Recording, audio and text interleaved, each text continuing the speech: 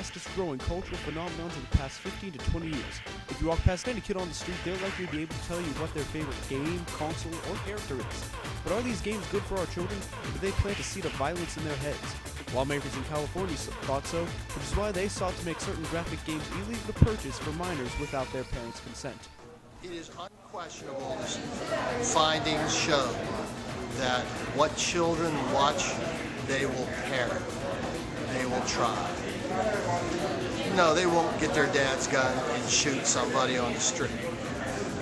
But they will perform small acts of violence with their brothers and sisters.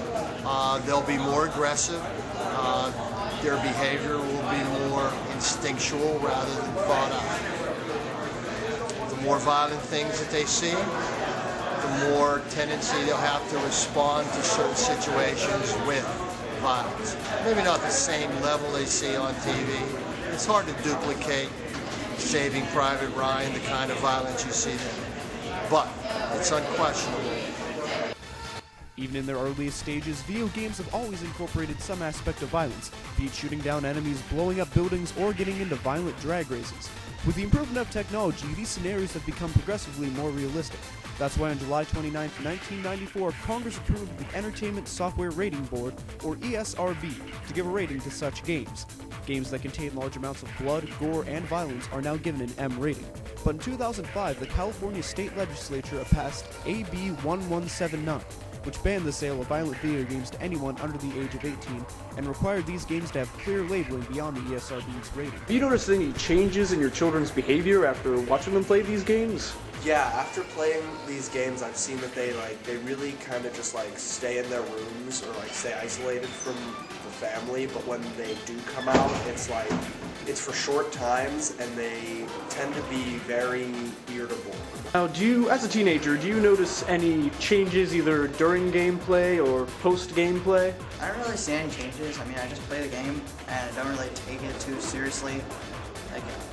Probably will flare out at my friends with that stupid headset that you hear everyone screaming on.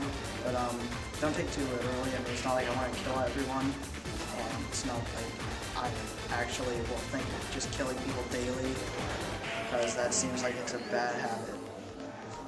Fearing that the law's definition of violent video game would affect many of the games that the ESRB already approved for younger players, the Entertainment Merchants Association, or EMA, prepared a lawsuit to overturn the law. Enforcement of the law was blocked during the district court case where U.S. District Judge Ronald M. White said, "The plaintiffs have shown at least that serious questions are raised concerning the state's ability to restrict minors' First Amendment rights in connection with exposure to violent video games, including the question of whether there is causal connection between access to such games or psychological or other harm to children."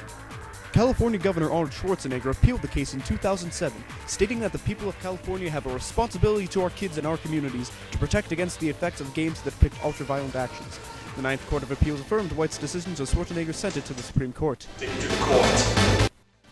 On June 27, 2011, the Supreme Court issued a 7-2 decision striking down the law based on the First and 14th Amendments.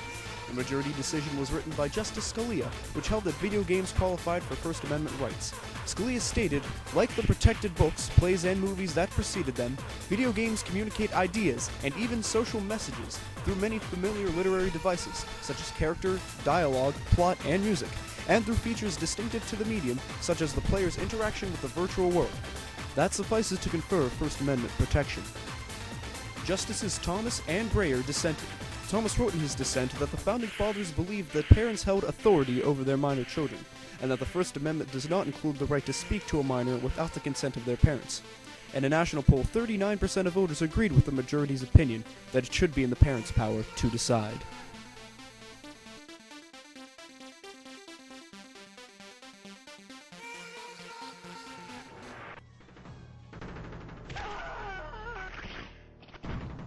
Kano wins. Flawless victory. Fatality.